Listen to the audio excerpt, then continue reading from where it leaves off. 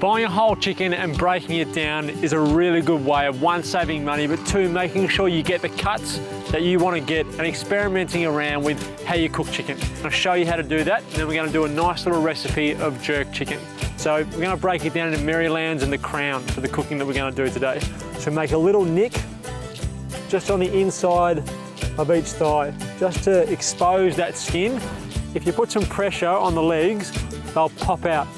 And then if you hold the chicken up, you'll be able to see the line where the Maryland attaches to the chicken. If you just run your knife along that little line there and let the weight of the chicken fall away, you'll end up with your Maryland.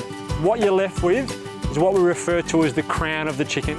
Now you don't want any of this bit here, so you can cut in and down and you'll get to the rib cage.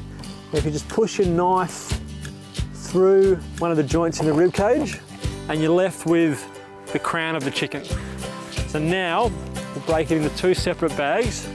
The crown I'm going to keep later and do something with, and the Marylands we're going to use for our jerk chicken. So our crown can go into one bag. So we're going to do the jerk chicken. So again, into one of our bags, we're going to toss in some spices. Now I've got in this little container here, thyme, cumin, allspice, coriander, Szechuan pepper, and palm sugar. And that all goes into our bag.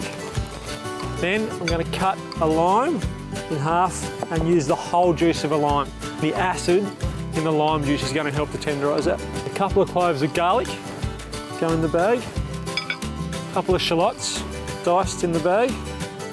And then a nice good lug of a well-flavoured oil. I'm using a pepperberry canola oil, but any of your favourite flavoured oils can go in there.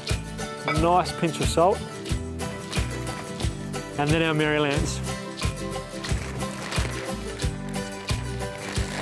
Give it a nice little shake around. So the longer you can marinate this, the better. 4 hours at a minimum though, so be a lot smarter than I've been and think about this one earlier in the day so you can have it for dinner. We've set up our ice pig with the grill plate on it, so we're ready to go. We get our chicken out, and you can see all that marinade has come together. It's coated the chicken nicely. As I said, the longer you can keep this in the marinade, the better it's going to taste. So we'll get our chicken on first, onto the grill plate. You want that nice sizzle. We're going to turn it a couple of times, then we're going to put that wok over the top and create some heat in there like we would an oven just to finish it off. That's 25 minutes. Let's check on our chicken. And that is perfectly done.